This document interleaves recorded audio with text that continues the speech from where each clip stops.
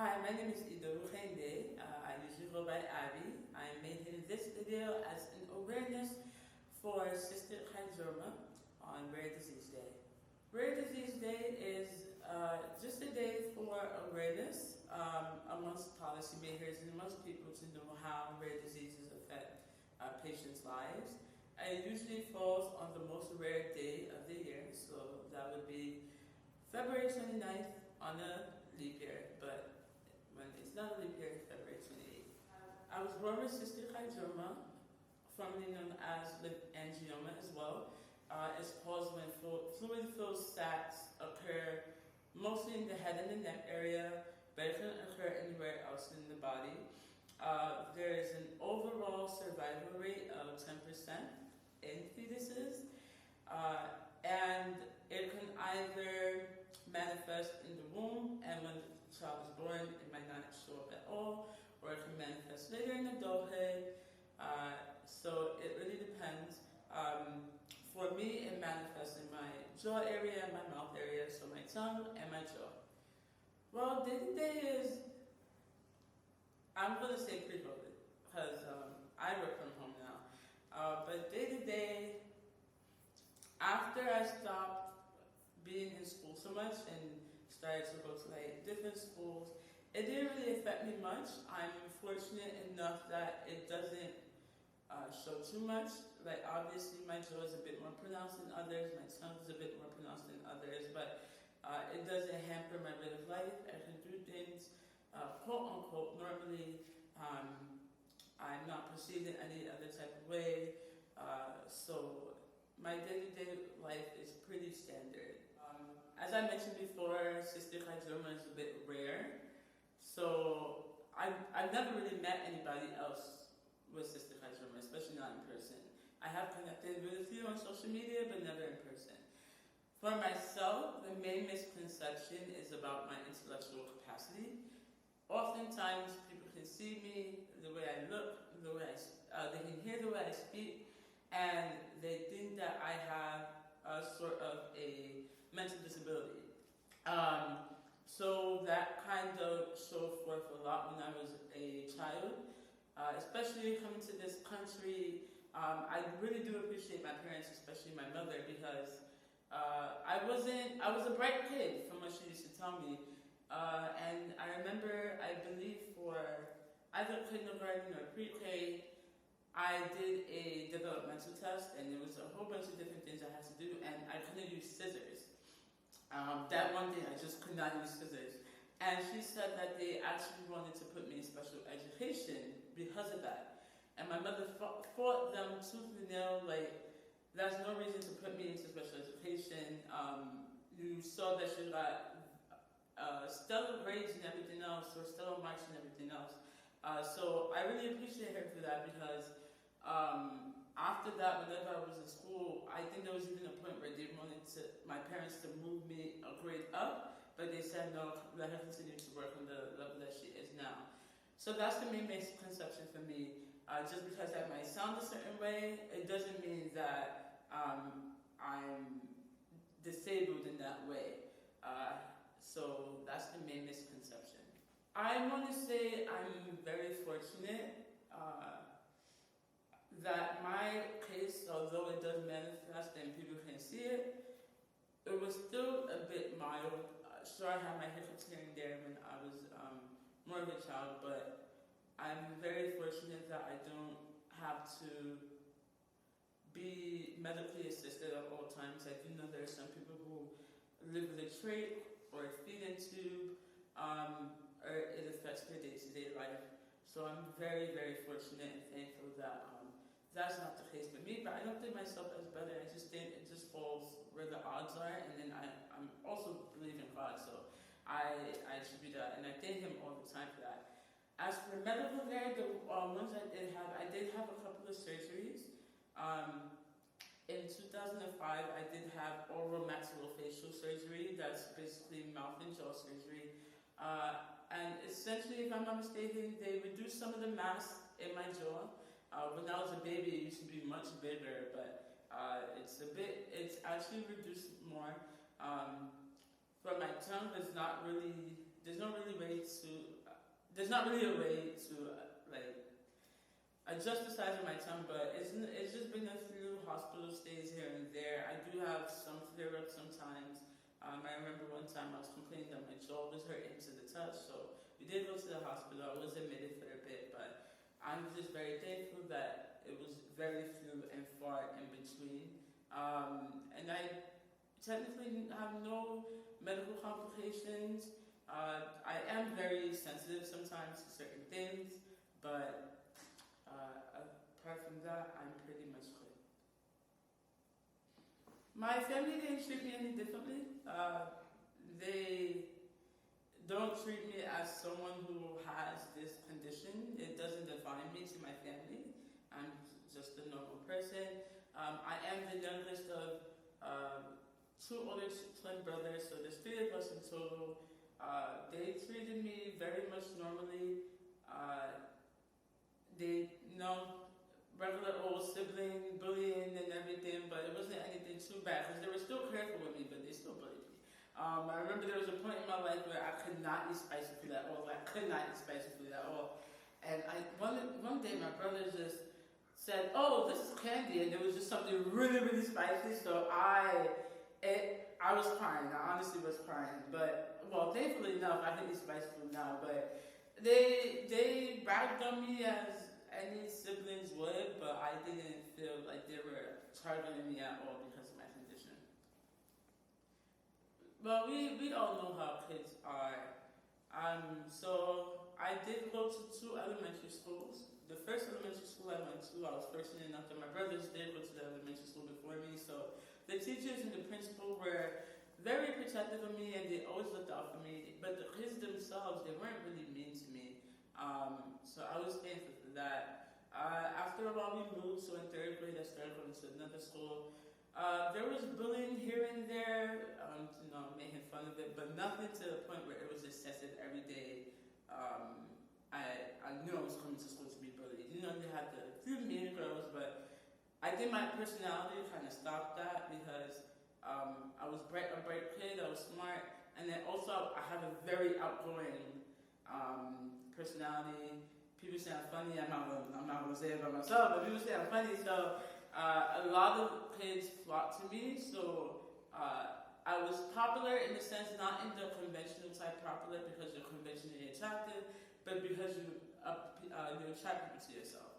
By the time I got to middle school, I was able to go to a private school, and they really stressed on community, brotherhood and sisterhood, and things like that. I was not bullied at all in middle school. I did not feel it at all. Going into my first high school, I went to an all-girl high school. I want to say a few isolated incidents, but nothing to make me feel like I was being targeted at all in school.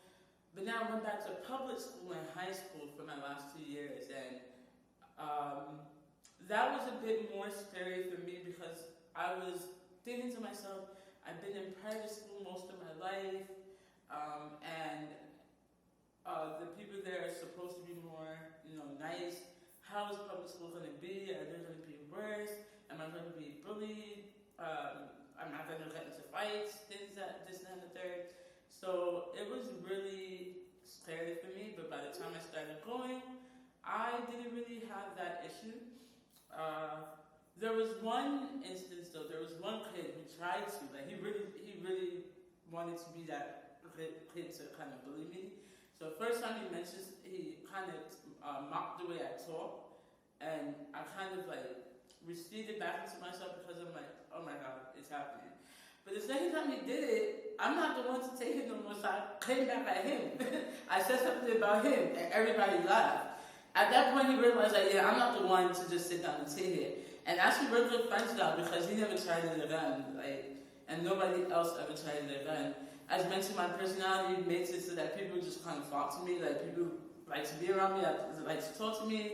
I can interact with different groups of people. I'm kind of adaptable. So yeah, I'm extremely fortunate that I wasn't totally bullied to the point where it affected my mental health or my mental stability. Just a few here and there, but my childhood was pretty basic. And I always want to shout out like my church community, because I did grow up in the same church. Especially my friends or my church sisters-in-law, they never treated me like somebody with a condition that's treated different or anything like that. I've always been like one of the girls, one of the sisters. I've never felt isolated or ostracized because of it. As a kid, the whole fairy tale and meet somebody, get married, this, that, and the third. I always used to be very like, well, people really like me, and things like that. So my first kind of confidence boost, I was in elementary school, and there was this one kid. But I didn't really pay any attention to him at all, because we weren't really in the same class. But I wasn't really paying attention to guys like that. So I don't know, there was one day they were teasing him and or something like that. And they were like, yeah, because you have a crush on Idowu. And then he just didn't say anything, he was just kind of like, and in my head I was like, you have a crush on me? So that was my first like, oh my god, people actually do like me. Like he never mentioned anything after that, but it was a shock to me, like, oh, somebody likes me. I don't know why, but somebody likes me. Even as a kid in elementary school, it was just like, whoa. Going further into middle school and high school, my parents would never really want to kind of stress that, oh, you mustn't really talk to boys, you must stay away from boys like that. And I'm not going to say they pushed me to talk to guys, but they realized that, as a kid, I would interact with different type of people. I just already have my home training of how to act and things like that. So going into my other various schools, it wasn't really on my mind, but high school comes around. So I went to Over High School, as I mentioned before. Not really a chance to meet guys there. But, social media and talking to people online. And I used to get very, very scared, because I know I post myself on social media, but a lot of people don't really realize outright what goes on with me. So meeting people in person, it was like anxiety, like a lot of anxiety. What if I open my mouth and then they realize and they just like run away? What if I get ghosted because of this? What if? All those what ifs is going through my mind. But going through it and actually meeting people and them just treating me like normal people, it was just like, maybe it's all in my head. Now it's just basically me, when I know I'm going to meet someone new in public or in real life, I will kind of ask myself like, should I tell them? Should I just surprise them? Like, hey, what's up, this is me, and things like that. And I was really surprised one day when someone told me, I met him already, and then later on we were talking and he was like, oh, I didn't even realize there was something about you. And I'm like, are you serious? Are you?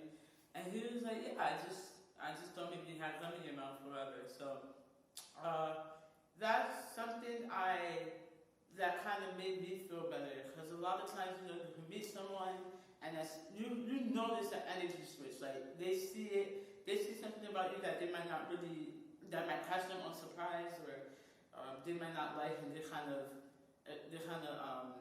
it's just a quick second, but you notice it. So there are times where I kind of see where people, they look at my mouth and then they look at me, but really quick. Often people don't really remark on it, but most of the time people are naturally phased, and I truly do appreciate those moments, because it makes me feel more and more normal as I go through life. So I very much got over my fear of going to public and meeting new people, but honestly, with the type of personality I have, I'm loud, I have the loudest laugh in the room. I'm always ready to go up to someone like, hi, my name is this. I couldn't ever be the type of person to just stay in the shadows, just afraid that someone might not like me. Somebody will like me. I'll just pick through and see which one does. I don't require much accommodation. Like I said, this video is mostly about me. I don't require much accommodation, but I would just ask that people not outwardly treat me differently, or outwardly make a point to, okay, you hinted this, you hinted that, because it kind of irked me. There's nothing wrong with me. I'm human. Treat me like the rest of the world, like treat me like anybody else. So that's one thing I don't like. I don't like feeling like I'm receiving different treatment from someone, simply because of something they might perceive about me that's not even true. I don't require much accommodations. As long as you feed me, as long as you make me laugh, I'm happy. Like good vibes all around. I try to expel what I want to take in. So yeah. When I got this question, I didn't even know how to respond. And I asked for a more in-depth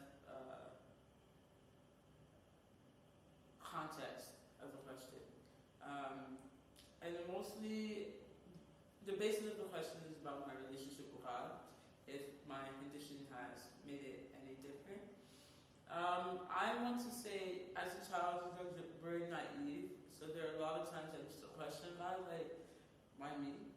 Why did this have to happen to me? Like, why can't I just be changed, go back to normal, some type of miracle? But at this point in my life, I've fully accepted it. I don't blame him for anything. In fact, I often refer to it as unconventional blessing, because it does propel me in more ways than people might imagine. And it's mostly because I get underestimated so much, and then when I do show my full potential, it puts me at a higher pedestal. People can see me more because, oh, this is someone who we thought could not achieve what we thought she could achieve, but she did it. So I went from blaming God and being so angry to being really thankful. At this point in my life, I no longer wish to be different. Like, if somebody asked me, what is one thing you wish was different about yourself? I never think about my tongue. The first thing is like, well, I wish I could have more money. I wish my ankles could be a bit thicker so I could fit into my shoes better. Like, it's never about my tongue because I've accepted it for who I am. And even though I would never say I have a perfect relationship with God, I still do have a long way to go. I want to be in a better position than I am now. I do use whatever talents that He has given me to serve Him. Like, even in church, I sing. I'm not going to say I have a great voice, but I do have passion, I do have zeal, and I do have energy. I like to sing in church. Whenever you give me the opportunity to do so, if I'm prepared, I will do so. So I will always take an opportunity to just let people know how grateful and how appreciative I am at this point in my life. As mentioned, my relationship with God is not where I want it to be, but I'm thankful because I harbor no ill will towards Him for making me this way. Science plays a big part in everything, genetics, because this is a genetic malformation. But I thank Him every day because I could be worse. I'm no better than anybody else, but I could be worse. And He's taking me to higher heights than I ever imagined with what He laid me. If you've made it to this far into the video, I just really want to appreciate you for watching. I hope that you have learned a little bit about me, about my life. I just hope this video encourages you to treat everybody the same. Don't use outward appearances to treat someone a different way. Also, please make sure to donate to nonprofits. Donations really do help because rare diseases don't really get all the awareness and things that other diseases might get. So all the donations really do help in research and possibly saving more families and more lives. And definitely do research on not only my Cystic Hygroma, but other different type of rare diseases as well. And always remember, rare is many, rare is proud, and rare is strong. Bye.